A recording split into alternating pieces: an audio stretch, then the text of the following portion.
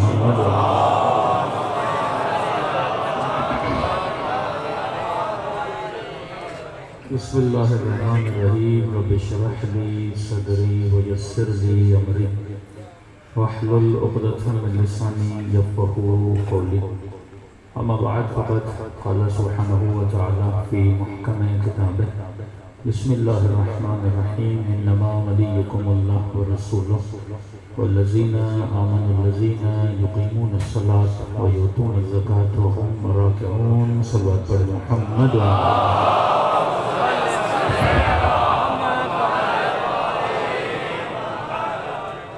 دعا ہے پروردگار عالم ہم سب کی عبادتوں کو اپنی بارگاہ میں قبول فرمائے، اور جس مقصد زندگی کی خاطر ان مجالس میں آتے ہیں ان مقاصد میں بھی ہم سب کو کامیابیاں نصیب فرمائے۔ مسلسل آپ کی خدمت میں ولایت نظری اور ولایت عملی کے عنوان سے گفتگو ہو رہی ہے کہ بہت کم ہمارے ممبروں سے ولایت عملی پہ گفتگو ہوتی ہے، اور تقریباً اس سال ہم نے اسی موضوع سے ہر جگہ مجالس پڑھی تاکہ کم از کم لوگوں کے ذہنوں میں یہ عنوان ہی بیٹھ جائے، کیونکہ جب عنوان ذہن میں بیٹھ جائے تو انسان پھر اس جستجو میں نکلتا ہے۔ تو کم از کم اس نام سے آشنائیت ہی ہو جائے، ایک پہچان ہی ہو جائے کہ ہمیں صرف نظری شیعہ نہیں بننا بلکہ عملی شیعہ بھی بننا، کیونکہ جنگ نظریوں کی نہیں ہے، جنگ عمل کی ہے۔ آج نظریے آیا ہیں، پہلے یہ جنگ تھی کہ کسی کو پتہ نہیں تھا، لیکن آج اس سوشل میڈیا کے زمانے میں پہلے مفتی مولوی لوگوں کو کتابوں سے روک سکتے تھے، لیکن آج ہر صاحب عقل، ہر صاحب شعور و فہم خود انٹرنیٹ سے کتابیں اٹھا سکتا ہے، پڑھ سکتا ہے۔ پہلے تو ہم کہتے تھے کہ علی مولا ہیں، اب ان کے مولوی خود کہنے لگے ہیں کہ علی مولا ہیں۔ تو آج انسان کو سمجھنا چاہیے، یعنی آج وہ زمانہ ہے کہ حق بھی آیا ہے، باطل بھی آیا ہے۔ اب یہ انسان کا اپنا انتخاب ہے کہ وہ حق کو چنتا ہے یا باطل کو چنتا ہے۔ تو اب یہاں پر ولایت عملی آتی ہے۔ دیکھیے، حق کی پہچان اور ہے، حق پہ عمل کرنا اور ہے۔ یہ جتنے مطالب آپ سنتے ہیں وہ اخلاقی مطالب ہوں، علماء فرماتے ہیں مطالب سننا بڑا آسان ہے، لیکن سب سے خطرناک مرحلہ یہ ہے کہ بندہ وہ مطالب سنے اور ان مطالب پہ عمل نہ کرے۔ اب اللہ کا عذاب بڑا اشد ہوتا ہے، ایک بندے کو پتہ ہی نہیں کہ نماز ہے بھی کہ نہیں، لیکن جب پتہ چل جاتا ہے انسان کو کہ واقعاً کوئی نماز ہے، کوئی رسول ہے، کوئی امام ہے، کوئی ولی ہے، اب یہ بندہ اگر عمل نہ کرے تو یہ اشد العذاب میں مبتلا ہو جاتا ہے۔ تو خدا نے برملا اعلان کیا کہ مسلمانوں، انما ولیکم اللہ، میں اللہ تمہارا ولی ہوں، والرسول، میرا رسول تمہارا ولی ہے، والذین آمنوا الذین یقیمون الصلاۃ ویؤتون الزکاۃ وہم راکعون، اور تیسرا وہ تیرا ولی ہے جو حالت رکوع میں زکوٰۃ دیتا ہوا نظر آئے۔ تو جب پہلی ولایت کا اعلان ہوا ہم سب نے کہا لا الہ الا اللہ، جب دوسری ولایت کا اعلان ہوا تو ہم سب نے کہا محمد رسول اللہ۔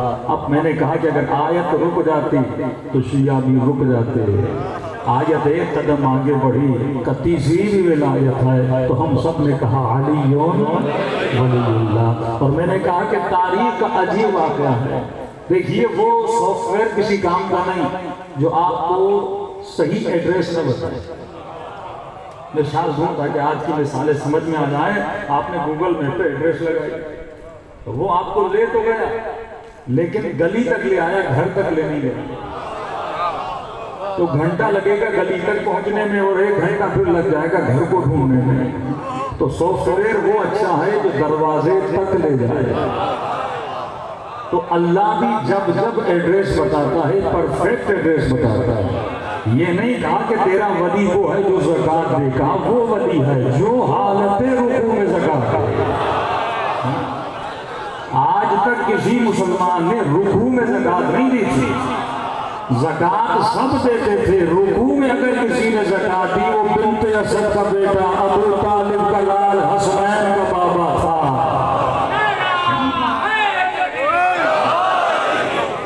سارے شیعہ سنی مفسروں نے لکھا کہ جس نے رکوع میں زکات دی وہ علی ابن ابی طالب تھے. بھائی جب خود لکھ بھی رہے ہو اور اللہ اعلان بھی کر رہا ہے کہ تیسرا ولی کون ہے؟ علی ابن ابی طالب ہے. لہٰذا ہم نے بول دیا علی ولی اللہ. یہ خلاف قرآن نہیں ہے، یہ خلاف عقل نہیں ہے، یہ خلاف حدیث نہیں ہے، بلکہ ہو بہو عین قرآن ہے کہ ہم نے 3 ولایتوں کا کیا کیا ہے؟ اقرار کیا. لیکن دیکھیے شیطان تو چپ نہیں بیٹھتا نا، اس کا کام ہے شبہے کو شبہے بنانا. جب طارق جمیل نے بھی کہہ دیا کہ بھائی آج کے بعد مولا علی کہا کرو، اب انہوں نے معنی بدلنا شروع کر دیا. تو ان کا ایک مولوی اس نے کہا بھائی ہم سب مولا ہیں، ہم سب مولا ہیں. مولا کا مطلب جو مومن ہو، جو نیک کام کرے، جو اللہ کی راہ میں خیرات کرے، تو سارے ہم سب مولا ہیں. میں نے کہا تو سب مولا ہو سکتے ہو لیکن تیرے لیے مصطفیٰ نے نہیں بولا.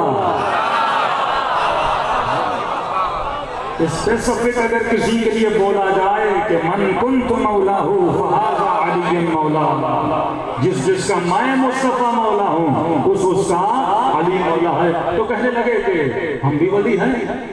کیا ہوا؟ تو بھی رکوع میں ایک بار زکات دے دے.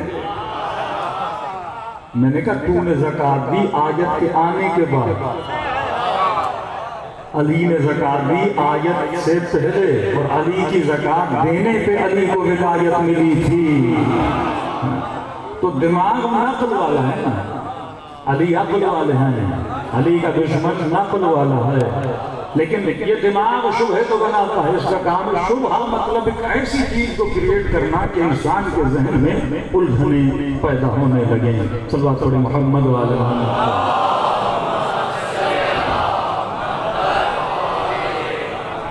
تو ایک الجھن انہوں نے پوری کوشش کی کہ شیعوں کے ذہن میں پیدا ہو. کہنے لگے بھائی آپ علی کے فضائل بہت بڑھا چڑھا کر بیان کرتے ہیں، تو ایک فضیلت جو آپ شیعوں نے خود بیان کی، یا اس فضیلت کو مانو یا اس فضیلت کو مانو. ہم نے کہا وہ کیسے؟ کہ آپ نے اپنی مجلسوں میں پڑھا کہ علی مولا کی نماز ہو کہ کسی جنگ میں علی کو تیر لگا اور اصحاب نے کہا یا رسول اللہ تیر نکالے یا نہ نکالے؟ نبی نے کہا بھی نہ نکالنا. جب علی مصلی عبادت پہ کھڑے ہو جائیں اس وقت علی کے پاؤں سے تیر نکالنا. اور آپ ہی پڑھتے ہو کہ علی کے پاؤں سے تیر نکلا، علی کو پتہ تک نہ چلا کہ تیر نکلا یا نہ نکلا.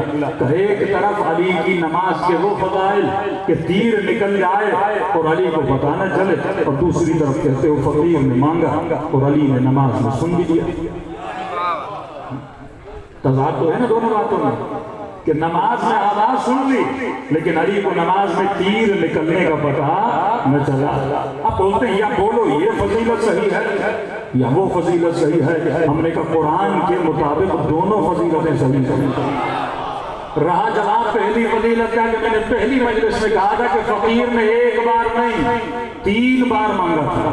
کہے کوئی خیرات دینے والا، علی نے خیرات نہیں دی. کہ دوسری بار ہے کوئی خیرات دینے والا، مولا نے خیرات نہیں دی. تیسری بار لوگوں سے نہیں مانگا تھا، اللہ سے مانگا تھا. اور وہ علی جو ہمیشہ حضور خدا میں ہوتے ہیں آواز کو سن لیا، خیرات کو دے دیا. رہی بات مولا کی حالت نماز میں تیر نکلنے کی کہ یہ ممکن نہیں کسی بندے کا پاؤں سے تیر نکلے اور اسے پتہ نہ چلے. میں نے کہا قرآن پڑھ فضیلت علی سمجھ میں آ جائے گی. سورہ یوسف قرآن مجید کا 12واں سورہ. جناب زلیخا پر مصر کی کافرہ عورتیں اعتراض کرنے آئی. اے زلیخا تیرا مقام کیا، تیرے غلام کا مقام کیا؟ ارے تو اپنے غلام پہ عاشق ہو گئی. کسی حیثیت والے کسی اسٹیٹس والے انسان پہ عاشق ہوتی تو سمجھ آتی. گھر کا غلام اس غلام پہ عاشق ہو گئی. جناب زلیخا نے کہا اے مجھ پر اعتراض کرنے والی ہو، ابھی تک تم نے حسن یوسف کو دیکھا نہیں ہے، پہلے دیکھو پھر مجھ پہ اعتراض کرنا. ایسا کیا ہے یوسف میں؟ کہا میں تجھے بلاتی ہوں، اپنے دربار میں بلاتی ہے. مصر کی ساری کافرہ عورتوں کو بٹھا دیتی ہے، ہاتھ میں چھری دیتی ہے، ہاتھ میں سیب دیتی ہے. کہتی ہے جب میں اشارہ کروں تو سیبوں کو کاٹنا. یہاں قرآن کی آیت بیان کرتی ہے اللہ کے نبی کا آنا ہوا جیسے مصر کی کافرہ عورتوں کی نگاہیں اس نے یوسف پر پڑی تو انہیں پتہ نہ چلا کہ سیب کٹ رہے ہیں یا انگلیاں لگ رہی ہے. ارے یہ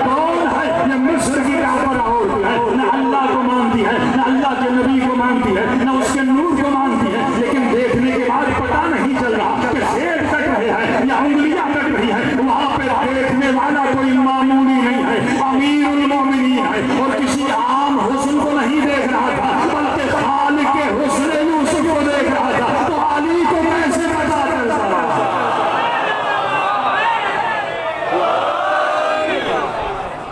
کوئی عام حسن نہیں تھا بلکہ خالق حسن یوسف تھا۔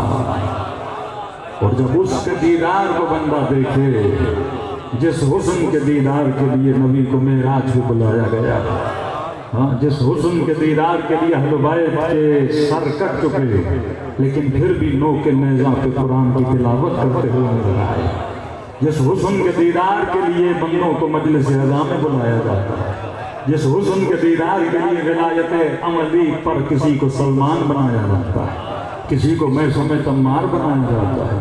ارے یہ تو نماز ہے، امیر المؤمنین کی نماز۔ خدا آپ کو مشہد میں امام رضا کی زیارت نصیب کرائے۔ صحن انقلاب میں ایک بہت بڑے عالم دین آیت اللہ العظمہ نخودکی کی قبر ہے، جو صاحب کرامت بھی ہیں، تھوڑا بہت ان کا ذکر بھی ہوگا مجالس میں۔ مشہد کا خادم کہتا ہے سخت سردی، برف باری، مائنس کی سردی تھی، کوئی بیٹھ نہیں سکتا تھا۔ یہ عالم کی عادت تھی، روز آتے تھے نماز تہجد مولا رضا کے حرم میں پڑھتے تھے، اور ہمیشہ پڑھتے کہاں تھے؟ امام رضا کے حرم کی چھت، جہاں پہ گنبد ہے وہاں پہ نماز پڑھتے تھے۔ آسمان کے نیچے اس دن اتنی برف کہ سمجھ لو گھٹنے تک کی برف جمع ہو چکی۔ انہوں نے کہا کہ مجھے نماز پڑھنی ہے، میں نے قبلہ سردی بہت ہے، ایسی سردی کہ انسان کا بدن سکڑ جائے، اتنی سخت سردی کہ خون جم جائے۔ انہوں نے کہا چھوڑ دو، یہ تیرا کام نہیں ہے، مجھے نماز پڑھنے دو۔ جس کے وجود میں عبادت الہی کی گرمی ہو، ولایت علی کی گرمی ہو، اسے دنیا کی سردی کیا کرے گی؟ انہوں نے کہا مجھے جانے دو۔ یہ کہتے ہیں میں نے دروازہ کھولا، قبلہ صاحب نے نماز پڑھنا شروع کی، اب میں نے کہا میں اندر چلا جاؤں، تھوڑی چائے پی لوں۔ جہاں پہ نغارے بجائے جاتے ہیں وہاں پہ ایک چھوٹا سا روم ہے، کہتا میں وہاں بیٹھ گیا تاکہ تھوڑی سی چائے پیوں۔ چائے پیتے پیتے میری آنکھ لگ گئی، کہتا گھنٹہ گزر گیا۔ اب میں اندر آیا تو میں نے دروازہ بند کیا تھا، چائے پیوں گا، قبلہ کی نماز ختم ہوگی، پھر اندر لے کر آؤں گا۔ کہتا گھنٹہ گزر گیا، اچانک سے آنکھ کھلی، میں نے کہا قبلہ تو سکڑ گئے ہوں گے، اتنی سردی میں بندہ مر جائے۔ پورا آدمی 60 سال کا، کہتا جلدی دوڑا دوڑا امام رضا کی چھت پر گیا، اور میں نے کیا دیکھا؟ جس حالت میں چھوڑ کے گیا تھا اسی حالت میں حالت رکوع میں کھڑے ہوئے ہیں، اور ان کی پیٹھ پر کئی انچ برف جمع ہو چکی ہے۔ میں حالت پریشان، جب ان کی نماز ختم ہوئی، جب آپ کو سردی نہیں لگی کہ جب علی کا نماز کی حالت میں پاؤں سے تیر نکل جائے، علی کو پتہ نہیں چلتا تو علی والے کو برف کا پتہ کیا چلے گا؟ یہ وہ اثر ولایت عملی ہے جو اہل بیت تمہیں عطا، یہ اصل کرامت ہے کہ کبھی قلندری بنانا چاہتے ہیں۔ ہاں صرف لطیف نام رکھنے سے کوئی لطیف نہیں بنتا، صرف قلندر کہلانے سے کوئی قلندر نہیں بنتا، جب تک وہ صفات بندے میں نہ آ جائے۔ کہ میں نے کہا اللہ نے یہ بڑا طریقہ ہے پروردگار عالم کا کہ خدا نے کبھی نام نہیں بتایا، مسلمان ناموں پہ لڑ رہا ہے، اللہ نے صفات بتائی ہے۔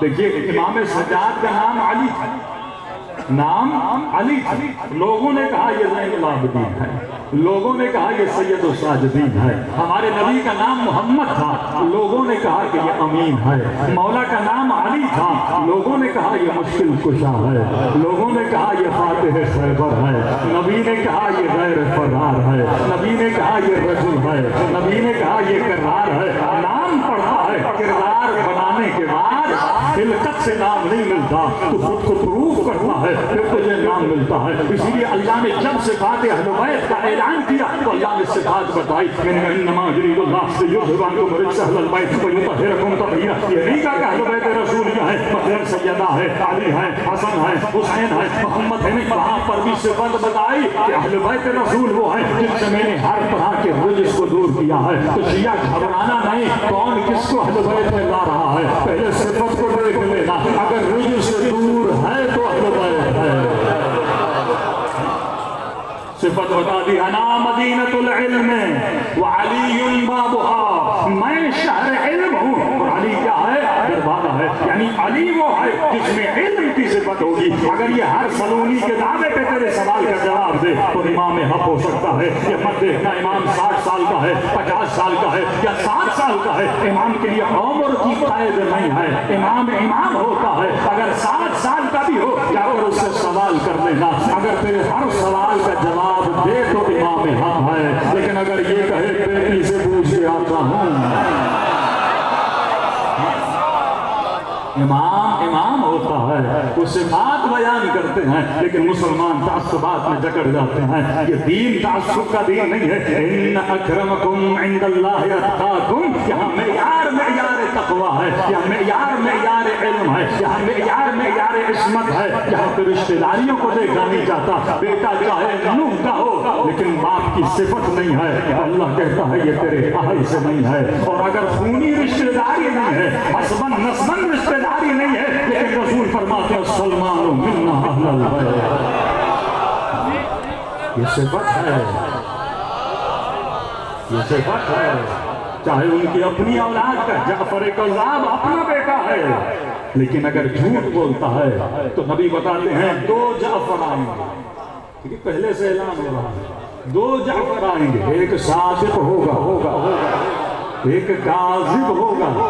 کیوں لقب ملا صادق؟ کیونکہ تاریخ میں کہیں الجھن نہ پیدا ہو جائے. کیونکہ نام تو آیا تھا نا, میرے 12 جو نمائندے ہوں گے ایک کا نام جعفر ہوگا. کہیں یہ الجھن نہ ہو جائے کہ وہ جو 12واں ہے وہ بھی شاید جعفر ہے. کہ نہیں, جو صادق والا ہے وہ مصطفیٰ والا ہے, جو کاذب والا ہے وہ مصطفیٰ والا نہیں ہے. تو یہ مکتب صفات کا مذہب ہے. امام کا نام تھا علی, لیکن لقب لوگوں نے دیا زین العابدین, سید الساجدین. لوگوں نے لقب دیا کہ وقت کا حاکم کہتا ہے حجر الاسود کو چومنے کے لیے میں رکا ہوا, کوئی جگہ نہیں دے رہا.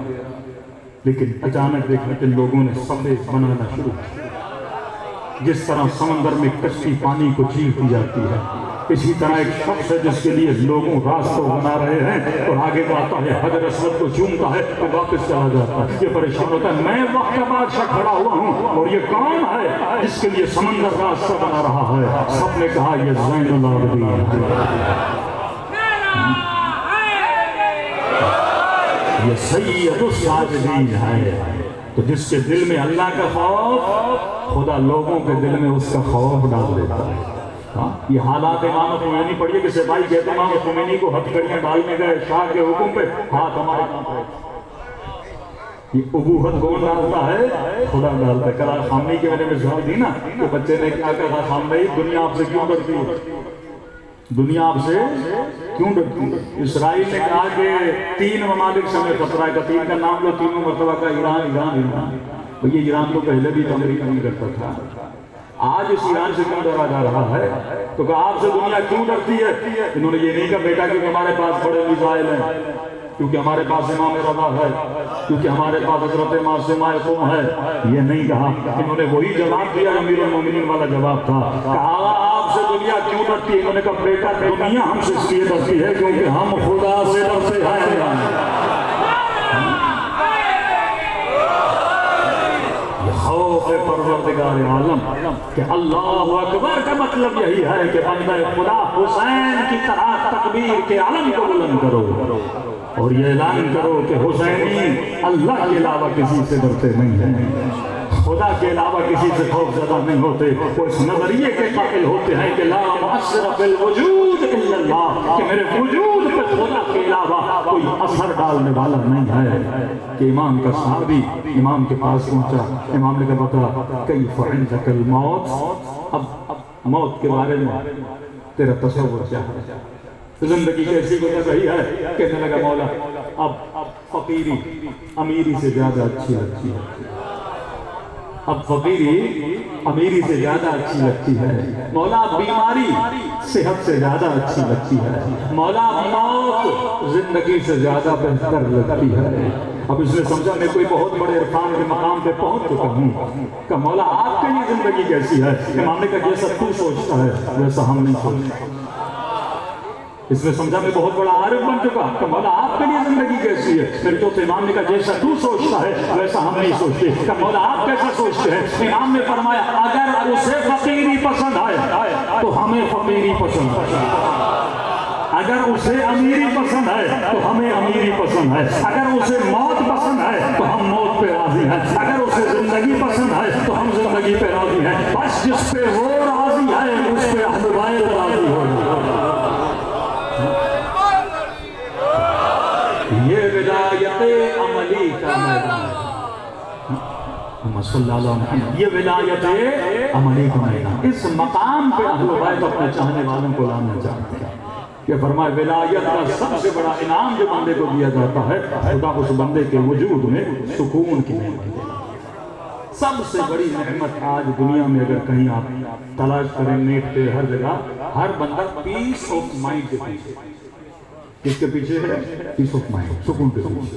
اب یہ کبھی سکون کو حاصل کرنے کے لیے یوگا کرتا ہے، ہاں کبھی سکون لینے کے لیے مندر چلا جاتا ہے، کبھی سکون لینے کے لیے کسی مراقبہ گاہ میں چلا جاتا ہے، کبھی کسی مرشد کا مرید بن جاتا ہے. ہاں اب مختلف لوگ کس چیز کے پیچھے ہیں؟ سکون کے پیچھے.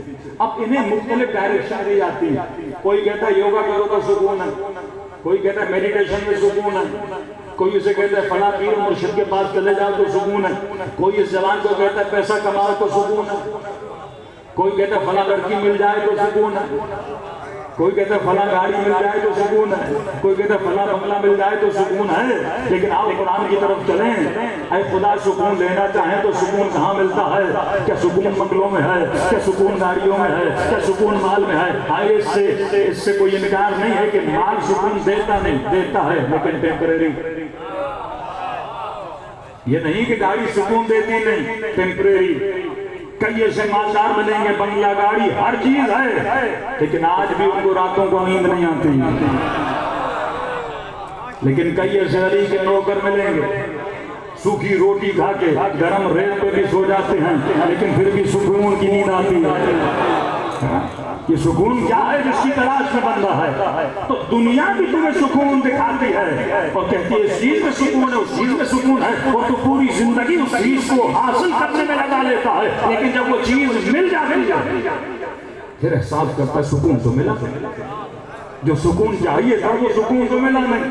اب پھر کسی اور چیز کی تلاش میں جاتا ہے. اب مال آ گیا، اب کوئی کہتا ہے شراب میں سکون ہے، یہ پھر شراب کے پیچھے جاتا ہے. جب وہ بھی پی لی پھر بھی اس کو سکون نہیں ملا، اب یہ کسی اور چیز کے پیچھے جاتا ہے. اسی طرح 70-80 سال اس کی زندگی گزر جاتی ہے لیکن وہ حقیقی سکون جس کو ملنا تھا اسے قطعاً حاصل نہیں ہوتا. اسی لیے فرمایا کہ اے مسلمانوں، انا مدینۃ العلم وعلی بابھا. اسی لیے فرمایا کہ ان کنت مولا ہو فہذا علی مولا. اسی لیے امام رضا نے فرمایا کہ لا الہ الا اللہ حسبی من دخل حسبی امن من عذابی بشرطہا وشروطہا وعنا من شروطہا. کہ اے مسلمانوں، لا الہ الا اللہ سے بھی تجھے سکون نہیں ملے گا. لا الہ الا اللہ کہو گے تو قلعہ لا الہ الا اللہ میں داخل ہو جاؤ گے. لیکن اگر سکون کی شرط ہے تو ہم اہل بیت السکون کی شرط ہے. اگر اللہ تک بھی تجھے کوئی پہنچا سکتا ہے تو وجود یا نبی کا وجود ہے یا علی اور آل علی کا وجود ہے.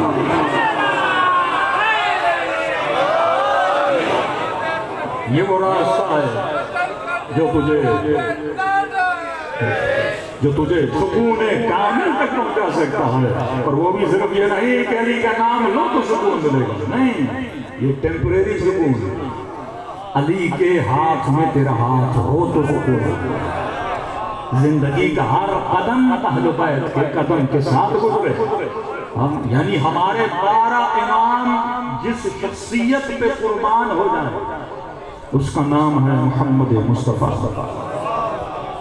جس کے لیے فرمائیں کہنا عبد من عبید محمد. اور مولا فرمایا یا مولا آپ نے کیسے رسول کی اطاعت کی کہ جیسے اونٹنی کا بچہ اپنی ماں کے پیچھے چلتا ہے.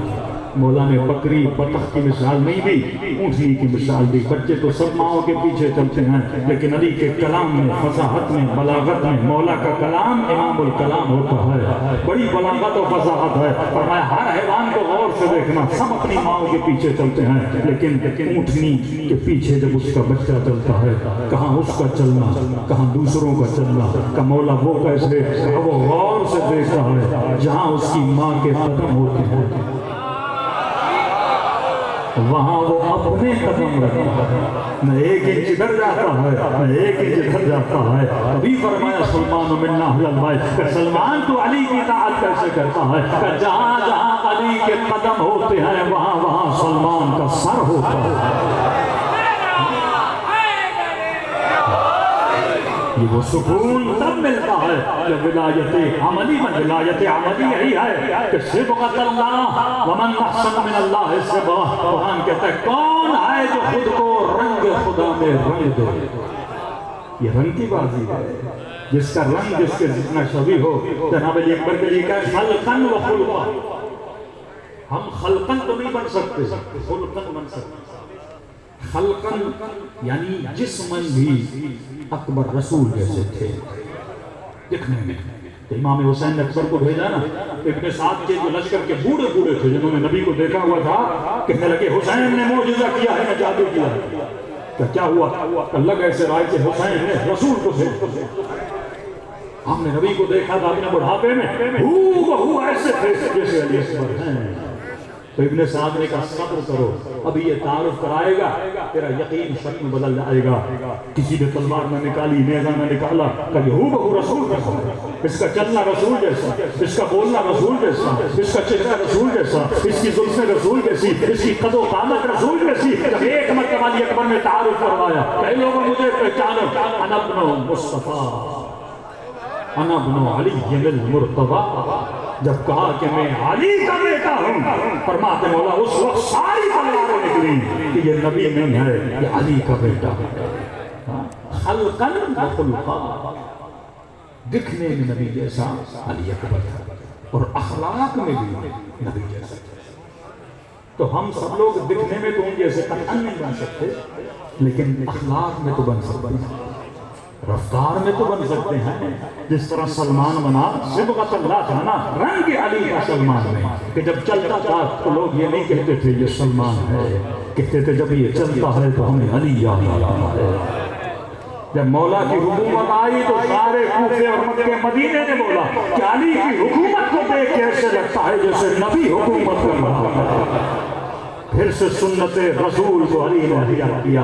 تو یہ امام کا ہاتھ ہونا بہت ضروری ہے۔ مسلمان کو سوچنا چاہیے وہ اللہ جو پیدا ہوتے ہی مچھلی کو تیرنا سکھائے۔ ذرا تصور کرو، مچھلی کو تو نے سکھایا یا کسی اسکول میں اس کو تیرنا سیکھا، یہ پیدا ہوتے ہی تیرنا سیکھ جاتی ہے۔ تو وہ اللہ چاہتا تو پیدا ہوتے ہی تیری ہدایت کرتا۔ ایسا تھا کہ نہیں؟ اللہ کے لیے کون سی بڑی بات تھی؟ تو اگر چاہتا تو پیدا ہوتے ہی اپنی پہچان، اپنی معرفت سب کچھ تمہیں دے دیتا، لیکن اللہ نے تجھے اپنی معرفت نہیں دی، اس نے تجھے اپنی معرفت کے لیے یا مصطفیٰ کا محتاج کیا یا مرتضیٰ کا محتاج کیا۔ اور میں کبھی بھی مجھ تک نہیں پہنچ سکتے وہ یہودی جنہوں نے لا الہ الا اللہ کہا، لیکن اگر مصطفیٰ کو نہ مانے تو جنت نہیں ہے۔ اسی طرح مسلمان جب تک مصطفیٰ کو نہ مانے اور مصطفیٰ کے کہے ہوئے علی مرتضیٰ کو نہ مانے، تب تک نہ جنت ملتی ہے نہ نجات ملتی ہے۔ صلی اللہ علیہ وسلم محمد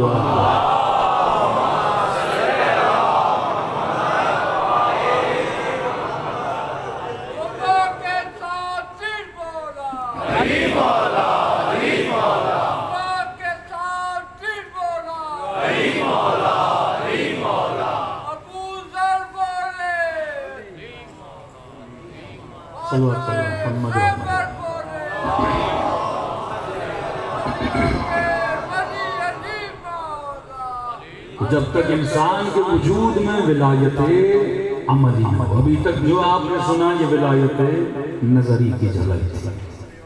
ولایت نظری سن کے وجود خوش ہوتا ہے کیونکہ علی سے محبت ہے، اور جب محبوب کی تعریف کی جائے تو بندے کا دل خوشی ہوتا ہے۔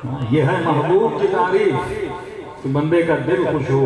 لیکن سوال یہ ہے کہ علی کا دل کب خوش ہوتا ہے؟ مولا کا دل کب؟ رسول نے جملہ فرمایا نا کہ کل میں علم اسے دوں گا جو اللہ سے محبت کرتا ہوگا اور اللہ بھی اس سے محبت کرتا ہوگا. اور شب ہجرت بھی یہی جملے تھے. ایسے جملے بار بار کیوں کہے گئے؟ اور جناب عمر کہتے ہیں پوری زندگی حسرت رہی. یہ جملہ میرے لیے کہ عمر کون سا جملہ؟ کہ یہی جملہ کہ نبی نے کہا کہ وہ اللہ سے محبت کرتا ہے اور اللہ اس سے محبت کرتا ہے. کہ ہم سب تو اللہ سے محبت کرتے ہیں لیکن پتہ نہیں اللہ کرتا ہے کہ نہیں. لیکن علی کے لیے یقین کامل ہے کہ اللہ علی سے محبت کرتا ہے اور علی اللہ. ہر مسلمان بول سکتا ہے میں اللہ سے محبت کرتا ہوں. ہمیں کیسے پتا چلے وہ بھی تجھ سے کرتا ہے کہ نہیں؟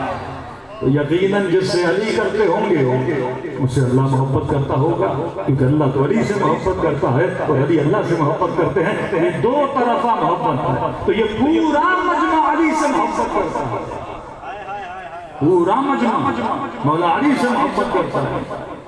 کئی ایسے برادران اہل سنت سارے مولا علی سے محبت کرتے ہیں. آپ بھی مولا علی سے محبت کرتے ہیں. لیکن مجھے کیسے پتا چلے کہ علی بھی مجھ سے محبت کرتا ہے؟ مجھے کیسے پتا چلے؟ میں اپنی محبت کو مولا کے دل میں ڈالوں تو ایسے ڈالوں علی تو میرا محبوب ہے میں محبوب علی کیسے بنوں؟ یہ کمال زندگی ہے. ہر باہنر صاحب ہنر کی تعریف کرتا ہے لیکن ایک وقت آئے کہ وہ باہنر تیری تعریف کرے تب کمال کرے. تو مجلس یہ کمال سکھاتی ہے. ہر شہید وہ 4 اصحاب جن کا سر امام حسین کی گود میں تھا سب نے ایک سوال کیا تھا مولا حسین ہم سے راضی ہو گئے. یہ کیوں جملہ اتنا ضروری ہے کہ جان نے اتنی قربانیاں دی لیکن سر حسین کی گود میں زخمی ہو کے خون کربلا کی زمین پہ بہ چکا ہے. تو اس کو بھی فرماتے مولا حسین کیا آپ مجھ سے راضی ہیں؟ کہ یہ سوال پوچھنے والا ہے جس نے پوری زندگی خدمت حسین گزاری لیکن ہر علی والا جاتے جاتے مطمئن ہونا چاہتا تھا کہ حسین راضی ہوئے. میں نے تو محبت کا حق ادا کیا اپنے مولا کی زبان سے بھی تو سنوں کہ مولا مجھ سے راضی ہو گئے. تو یہ وہ جملہ ہے جو ہر مومن کو سننا ہے اپنی مرنے سے پہلے کہ مولا میں نے تو آپ سے محبت کی لیکن مجھے کیسے پتا چلے کہ آپ بھی مجھ سے محبت کرتے ہیں؟ تو مولا اسے کچھ کلو دیتے ہیں. اے مومن اگر تو چاہتا ہے علی بھی تجھ سے محبت کرے تو تو اپنا رنگ علی جیسا بنانا شروع کر. علی جیسا رنگ بنا تو خدا بھی تجھ سے محبت کرے گا نبی بھی تجھ سے محبت کرے گا. ہاں بھائی مثال دے رہا ہوں تجھے بھی مثال دے رہا ہوں. کسی ماں کا بیٹا دنیا سے چلا جائے اس سے بڑا پیار کرتی ہے اور کوئی ایسا چہرہ نظر آ جائے کہ اس کے بیٹے جیسے محبت ہوتی ہے کتنی ہوتی ہے. اچھا کربلا میں مولا کی زری دیکھ کے آئے ویسی زری کسی نے بنا دی اس سے محبت ہوتی ہے کہ نہیں ہوتی؟ اتقاد یعنی شبیہ ہیں دیکھ کر بھی بندے کو محبت ہو جاتی ہے. ہاں مسلمانوں نے جوتی بنا لی پتہ نہیں وہ ہے بھی کہ نہیں لیکن آج تک محبت کر رہے ہیں. کیوں محبت کر رہے ہیں؟ کیونکہ نسبت ہے نا. ذہن میں حلق دیکھی نہیں ہے لیکن ذہن میں کہ شاید نبی کی جوتی ایسی جوتی تھی اس سے محبت کرتا. یہ تقاضا محبت ہے. جہاں محبوب کی جھلک نظر آتی ہے بندہ اسے کیا کرتا ہے؟ محبت کرتا ہے. تو اگر تو بھی خود کو شبیہ بنا کردار حسین کردار علی تو جب شبیہ بندہ جائے گا سیدہ تجھ سے محبت کرے گا مولا علی تجھ سے محبت کریں گے امام حسین تجھ سے محبت کریں گے. لیکن خدا نخواستہ اگر کوئی اپنے وجود میں خود کو شبیہ یزید بنا دے تو یہ مت سمجھنا کہ حسین تجھ سے محبت کریں گے. یزید کی بھی شبیہیں ہوتی ہیں. یہ داعش یزید کی شبیہ ہے یہ ظلم یزید کی شبیہ ہے یہ نشہ یزید کی شبیہ ہے شراب پینا یزید کی شبیہ ہے. اے مومن اس سے اہل بیت خوش نہیں ہوتے اس سے اہل بیت ناراض ہوتے ہیں. لیکن اگر تو خود کو شبیہ اکبر بنائے شبیہ قاسم بنائے سید الساجدین کی شبیہ بنے زین العابدین کی شبیہ بنے ان کے کردار کی شبیہ بنے تو جناب سیدہ کا دل بھی کیا ہوتا ہے؟ خوش ہوتا ہے. اور یقیناً جب روح بدن سے نکلے گی تو تیرا امام کہے گا میں بھی تجھ سے راضی ہوا. اس سے بڑا جملہ مومن کو یاد اس سے بڑا جملہ مومن کو مل نہیں سکتا. اب آئیے دربار ولایت میں چلیں کہ مولا ہم کیا کریں کہ آپ بھی ہم سے محبت کریں. ایسی کون سی صفات کو فائدہ کریں کہ ہم آپ کے بھی محبوب بن جائیں. تو آواز اہل بیت آتی ہے مسلمان قرآن پڑھ انما یرید اللہ لیذھب عنکم الرجس اہل البیت ویطہرکم تطہیرا. اگر ہم محبوب خدا ہیں, کیوں محبوب خدا ہیں؟ کیونکہ ہم طاہر ہیں. وہ ذات پاک ہے, وہ پاکوں کو پسند کرتی ہے. اور کائنات میں اگر کوئی پاکی اور عصمت کا مظہر ہے تو ہماری ذات ہے. اور قرآن پر لا یمسہ الا المطہرون, یہ کلام خدا بندی ہے.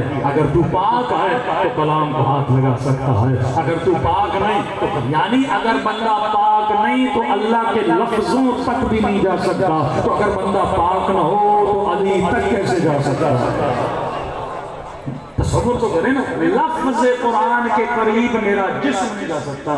روح کی بات نہیں کر رہا, لفظ قرآن کے قریب میرا جسم نہیں جا سکتا. اگر یہ جسم پاک و پاکیزہ ہو, حرام ہے بغیر پاکیزگی کے قرآن کو ہاتھ لگانا. تو تصور کرو اگر تیرا وجود نہ پاک ہوگا یہ علی کی ولایت میں کیسے آئے گا؟ تو فرمایا سب سے پہلی شرط ہے پاک و پاکیزگی. پاک ہوگا تو تجھ سے محبت کریں گے, تو محبوب علی بنے گا. اگر آپ کو یاد ہو پہلی شرط کیا تھی کہ مومن کا لباس پاک ہے. نجس لباس والا اس کی نماز قبول نہیں. قمیص نجس ہو صبح سے شام تک سجدے دیتا رہے, یہ عبادت نہیں ہے, یہ ضلالت ہے. کیونکہ عبادت اطاعت کا نام ہے, عبادت ادب کا نام ہے, عبادت احترام کا نام ہے. اور ادب خدا بندی یہ ہے کہ تو پاک و پاکیزہ ہو کے اس کے دربار میں آ جائے. اور ادب مجلس حسین یہ ہے کہ جب حسین کے حرم میں یا حسین کی مجلس میں آئے تو تیرا لباس بھی پاک و پاکیزہ ہونا چاہیے. دوسری شرط میں نے بتائی, رسول خدا فرماتے ہیں متقیوں کی نشانی ہے کہ صاحبان تقوی لباس پاک بھی پہنتے ہیں اور لباس عفت پہنتے ہیں. آج معاشرے میں لباس شہوت عام ہو چکا ہے. یعنی یہ خاتون برقع پہنے, کپڑے پہنے, صاف ستھری ہو کر باہر آ جائے, لیکن اگر اس کا لباس شہوت ہے تو اس کے ہر قدم پہ اللہ کی لعنت ہو رہی ہے. ایک جوان مجلس میں آئے لیکن لباس عفت نہ پہنے, لباس حیا نہ پہنے. ایسا لباس جس میں حیا ہو, جس سے انسان کا جسم ظاہر نہ ہو. حجاب صرف عورتوں کے لیے تو نہیں ہے, حجاب مردوں کے لیے بھی ہے. یعنی مرد ایسا لباس پہنے جو پھٹا ہوا لباس ہو, ایسی شرٹ پہنے جس سے کبھی پیٹ نظر آ رہا ہے. ہم فیشن میں چل رہے ہیں نا نوجوان. تم کس کو فالو کر رہے ہو, علی کو فالو کر رہے ہو یا کسی ایکٹر کو؟ زبان سے کہتے ہیں علی مولا, لیکن عمل سے کہتا ہے فلاں ایکٹر میرا مولا. مولا کون ہوتا ہے؟ مولا کون ہوتا ہے جسے فالو کیا جاتا ہے. یہ نہیں کہ امام نے کیوں فرمایا, امام حسین کے جملے کا قیامت ہے کہ دید لوگوں کی زبان کی جھٹکاری کا نام ہے. مزہ لیتے ہیں, علی علی کر کے مزہ لیتے ہیں, لیکن کپڑے علی جیسے نہیں, کردار علی جیسا نہیں, باتیں علی جیسی نہیں, سوچ علی جیسی نہیں, فکر علی جیسی نہیں. اور جب بیوی لینے جاتا ہے تو کم از کم وہ ایسی کردار والی لو جیسے علی لے کر آئے تھے. اگر عباس بنے تو یہ ام البنین کا کردار ہے. ماں ام البنین جیسی ہوں تو بچے عباس جیسے پیدا ہوتے ہیں. ہر ایکشن کا ریئیکشن ہوتا ہے. تو ورنہ صرف لباس پہننا کافی نہیں ہے. اگر یہ خاتون باریک لباس, ٹائٹ لباس ہے, کوئی ایسا لباس نہیں, لباس شہوت ہے. اللہ اور علی کی اور خدا کی کیا ہوتی ہے لعنت ہوتی ہے. وہ صرف عورتوں کے لیے نہیں ہے, یہ مردوں کے لیے بھی ہے. مرد بھی اگر کپڑے پہنے تو لباس عفت پہنے. کہ میں نے کہا کہ آپ کے یہاں درزی ہیں, یہ بڑی نعمت ہے.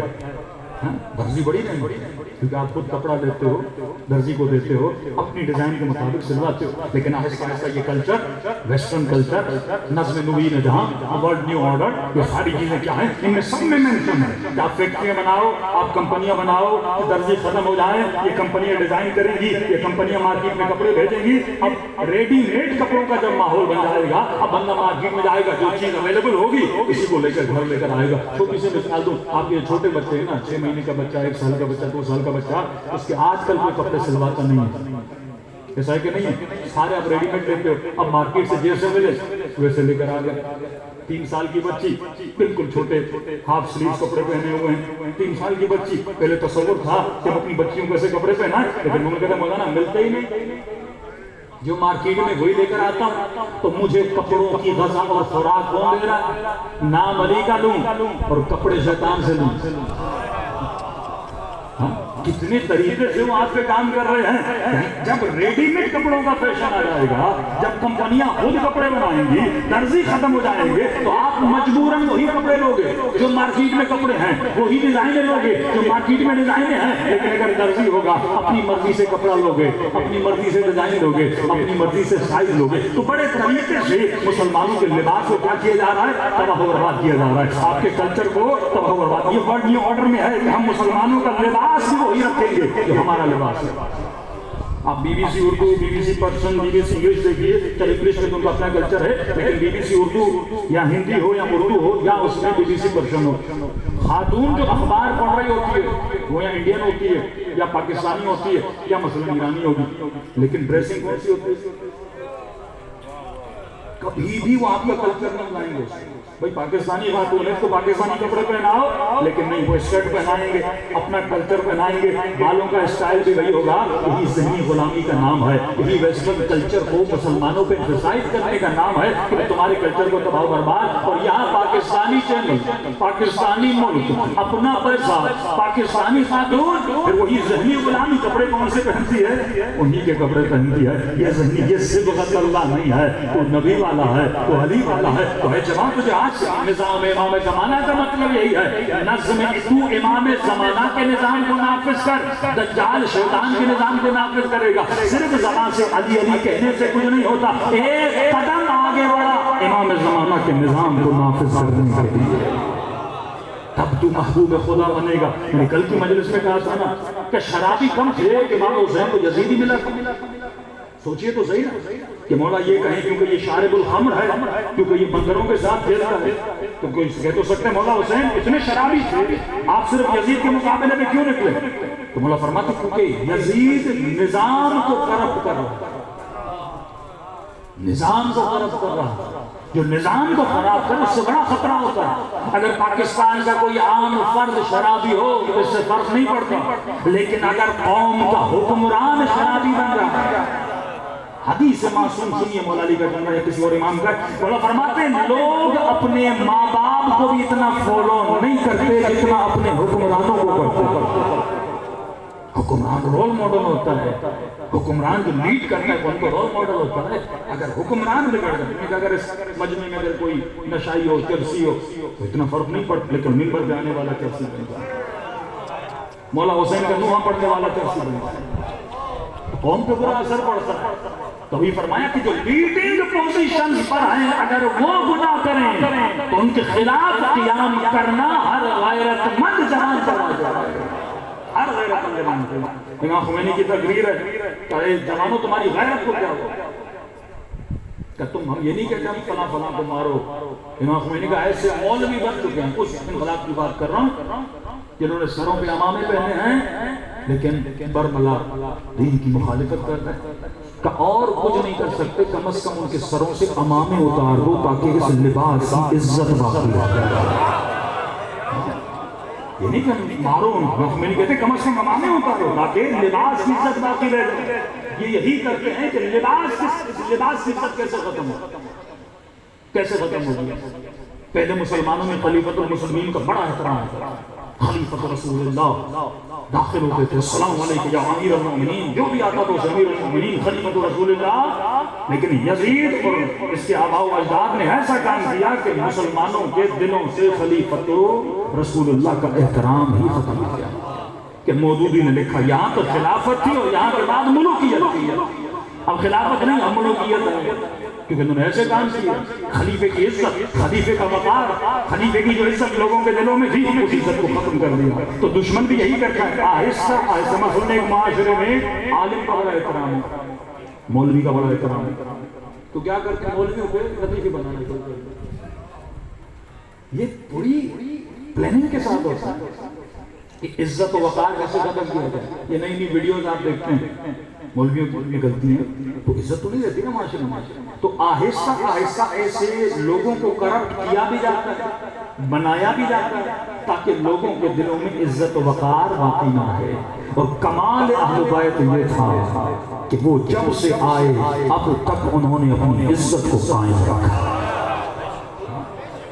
عزت عصمت سے ملتی ہے، عزت طہارت سے ملتی ہے، عزت عبادت سے ملتی ہے، عزت اللہ کے دربار میں جھکنے سے ملتی ہے. اہل بیت نے اپنی عزت و وقار کو ہر لمحہ ہم یعنی فخر سے شیعہ بول سکتے ہیں کہ ہمارے اماموں جیسا کوئی ہے ہی نہیں. ان جیسی عبادت ہم کسی میں دکھا نہیں سکتے. عفت کے مظہر، حیا کے مظہر، سخاوت کے مظہر، علم کے مظہر، حلم کے مظہر، تمام تر مظاہر اگر کسی کے وجود میں جمع ہو جاتے ہیں تو وجود اہل بیت علیہ الصلوۃ والسلام ہے. صلوات پڑھیں محمد وعلی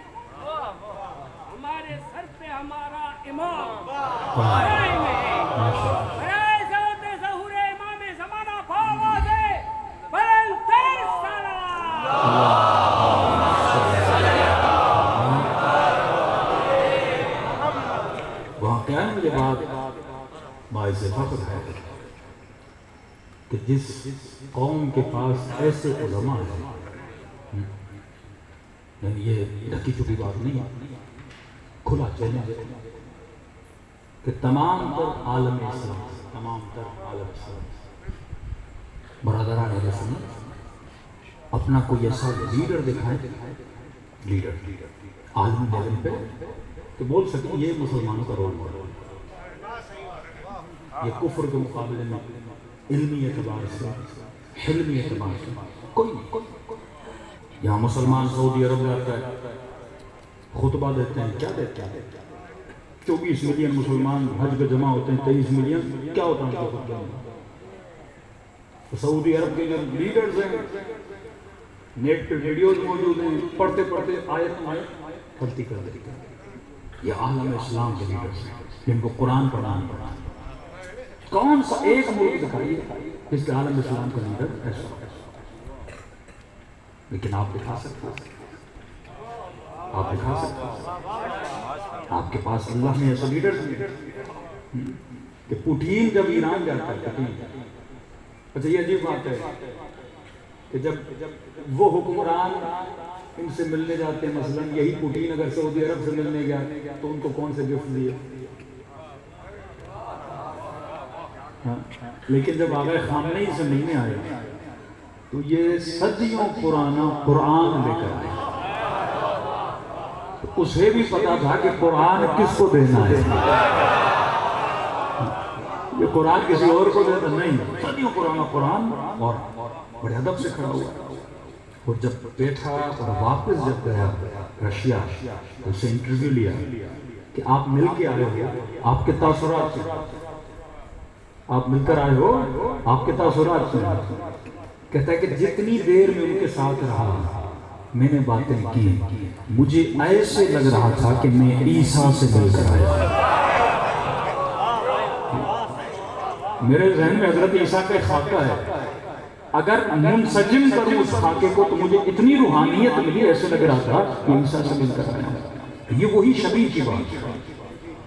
امام خمینی سے فورن اخبار نیوز اینکر جا کر ملتے تھے اور اتنے وہ خاتون کہتی ہے میں جب تک دیکھتی رہی تب تک روتی رہی، جب تک دیکھتی رہی تب تک روتی رہی. وہ ابوہت اللہ نے ان کے وجود میں ڈالی. آپ فخر سے بول سکتے ہیں کہ ہمارے پاس عالم اسلام میں بولنے کے لیے ایسے لیڈرز موجود ہیں. دنیا کی آنکھوں میں آنکھیں ڈال کے دیکھنے کے لیے ایسی طاقتیں موجود ہیں. عراق میں آیت اللہ سیستانی موجود ہیں کہ دنیا کا سب سے بڑا پوپ ان سے ملنے جاتے ہیں، ڈائریکشن لینے جاتے ہیں. لیکن پورے عالم اسلام میں کسی کے پاس ایسی شخصیت نہیں ہے. اگر ان کے پاس ہیں تو یا داعشی ہیں یا جبہت النصرہ جیسے لوگ ہیں. لیکن یہ محبت کا مظہر. اب دشمن کیا کرتا ہے؟ جو چیز آپ کی عزت کے باعث ہے اسی کو خراب کرتا ہے. تو یہ بے وقوف شیعہ اپنے ہی بزرگوں کو گالی دینا چاہتا ہے. یعنی اس سے انتہا ہو سکتی ہے کہ جو چیز باعث ہے میرے عزت کے باعث ہے آپ کبھی پاکستان میں ہو نا، لیکن پاکستان سے باہر چلے جاؤ، کبھی امریکہ چلے جاؤ، کبھی ویسٹرن ورلڈ چلے جاؤ، کبھی کسی عربک کنٹری میں چلے جاؤ، تو آپ عزت سے بول سکتے ہمارے پاس ہے کوئی ایسے بندے جو کفر کی آنکھوں میں آنکھیں ڈال کے بات کر سکتے ہیں. کل ہمارے پاس علی تھا، آج علی کے بچے ہیں، لیکن کل تیرے بھاگ گئے تھے اور آج کے امریکہ سے تیرے ایسے ہی بھاگ رہے ہیں. آج بھی کوئی بات کر سکتے ہو، آپ فخر سے بات کر سکتے ہو نا، لیکن کیا کرتے ہیں؟ میں نے وہی کہا نا کہ شیطان کا کام یہ ہے کہ جو چیز میرے لیے باعث عزت ہے اسے کیا کر دو، اس نام کو خراب کر دو. اس نام سے مجھے عزتیں جمع کرنی تھی. یہ شیعہ کو شیعہ سے لڑاتے ہیں، اختلافات کو بڑھاتے ہیں، اور یہ نادان شیعہ ایسے شیعہ تھے جنگ صفین میں مولا کے لشکر میں بھی تھے، آئے علی کی مدد کرنے تھے لیکن مدد معاویہ کی کر کے چلے گئے اپنے مولا کے ساتھ. کہ مولا علی کو جب سر پہ ضربت لگی، علماء سے پوچھا مولا نے کیوں کہا فزت برب الکعبہ، کہ علی کو اتنی تکلیفیں دی جب مولا کے سر پہ ضربت لگی. علی نے کہا آج علی کو راحت کہ میں سمجھا رہا ہوں کوئی سمجھ نہیں رہا، میں بلا رہا ہوں کوئی آ نہیں رہا، میں جنت کی طرف لے جانا چاہتا ہوں لیکن کوئی آنے کے لیے تیار نہیں ہے. یہ کب ہوتا ہے؟ جب انسان کی عقل پر جہالت کے پردے ڈل جائے. کہ مولا فرماتے ہیں مومن کی نشانی ہے کہ اس کا ہر روز اس کے کل سے بہتر ہوتا ہے. ملعون ہے وہ ملعون ہے جس کا آج اس کے کل سے بہتر نہیں ہے. صلی اللہ علیہ محمد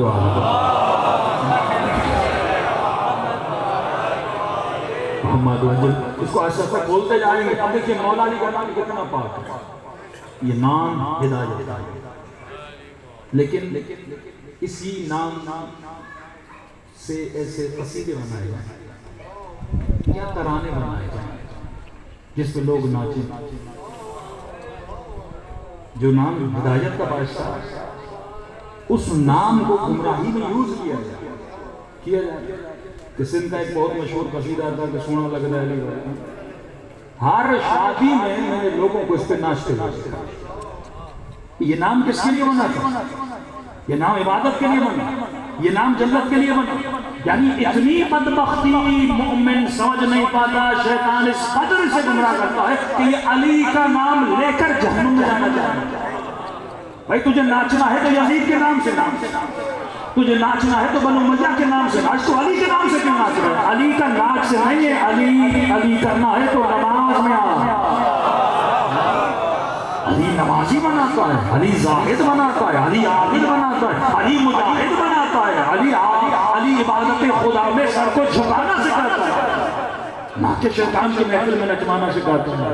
یہ شامیوں کا کام تھا کہ جب بیویوں کا لٹا ہوا قافلہ بازار میں شام میں آیا تو مولا فرماتے پاؤں میں پازیبیں تھی اور ناچ رہے تھے.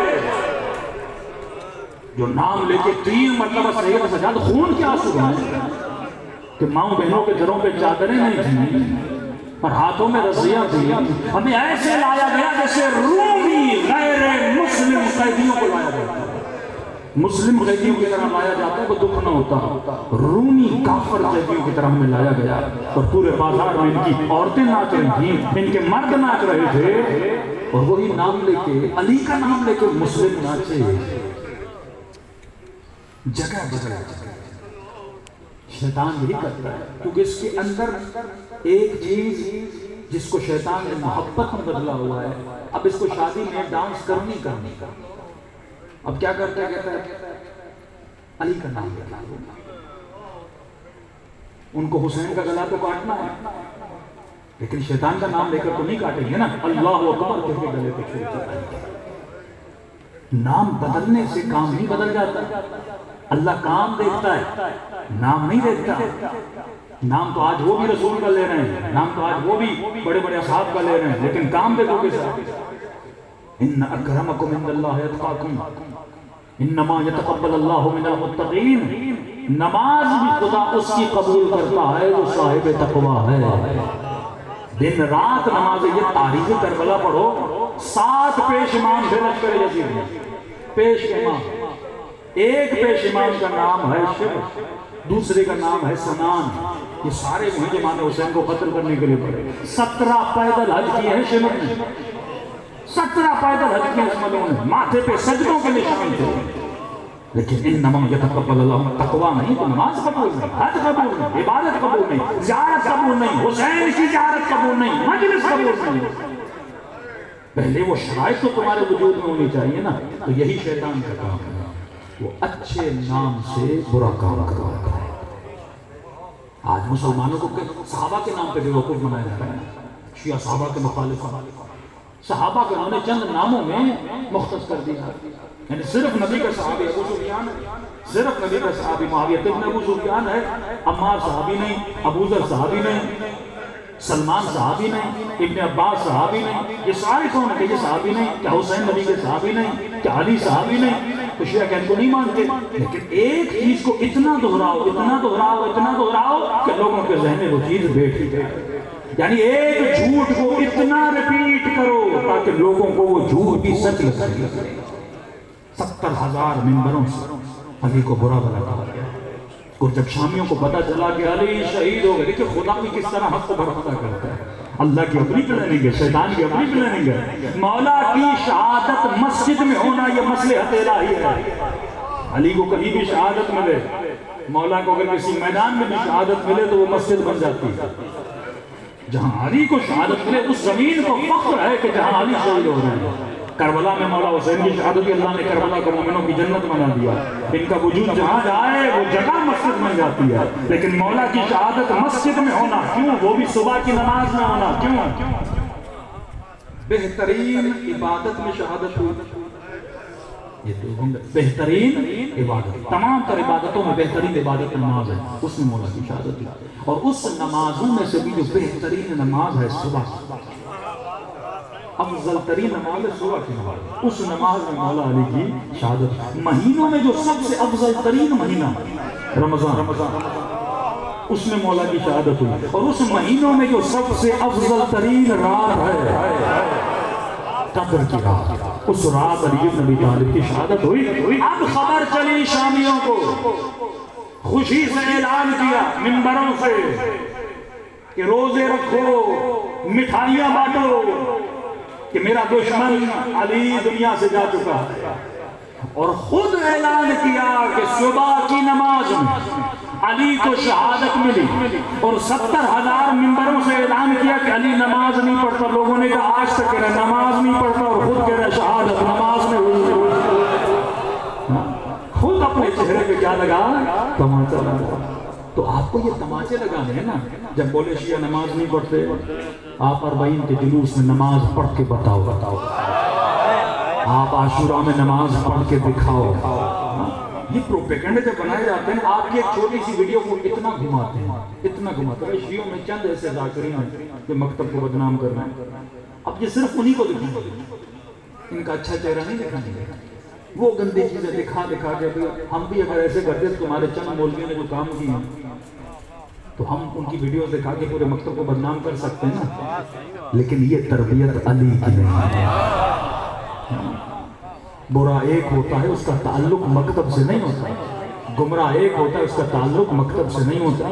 تو میرے عزیز، اگر تیرا تعلق شیعت سے نہ ہوتا، تو ناچے، تو گائے، تو نشہ کرے، تو شراب پیے، تیری مرضی جو کرے، لیکن یاد رکھ جب تو نے اپنا نام حسن رکھا، حسین رکھا، غلام حسین رکھا، شبیر حسین رکھا، کنیز زہرا رکھا، جب یہ تو ایسے نام رکھتا ہے نا، جس دن بچے پہ نام رکھا نا، اس دن سے شرعی ذمہ داری ہے، شرعی ذمہ داری ہے۔ اب پھونک پھونک کے قدم اٹھانا ہے، کیونکہ تیری بدنامی تیری نہیں، مکتب کی بدنامی ہے۔ تیرا کردار برا ہوگا، بدنامی مکتب کی۔ جب تو کالا لباس پہن کے روڈ پہ لوگوں کو گالیاں دے گا نا، لوگ کہیں گے ایسے ہوتے ہیں شیعہ، یا یہ کالا لباس نہ پہن، یا اپنا نام بدل دے یا اپنا کام بدل دے۔ چھٹے امام نے کہا اچھا کام اچھا ہوتا ہے کوئی بھی کرے، پر علی والی کرے تو بہت اچھا ہے۔ برا کام برا ہوتا ہے کوئی بھی کرے، پر علی والا کرے تو بہت برا ہوتا ہے۔ میں مقدمہ بنا رہا ہوں تاکہ اہمیت آپ کے دلوں میں اجاگر ہو، پھر انشاءاللہ وہ پریکٹیکلی راستے بھی آپ کو بتائیں گے۔ اتنی محبت آل رسول نے کی اپنے چاہنے والوں سے، جس کا تصور مومن زندگی میں کر نہیں سکتا۔ فرمایا یہ پاکوں کا گھر ہے، یہاں پاک ہو کر آیا کر۔ 3 دن سے ایک شرط بتا رہا ہوں، لباس پاک ہو اور لباس شہوت نہ ہو۔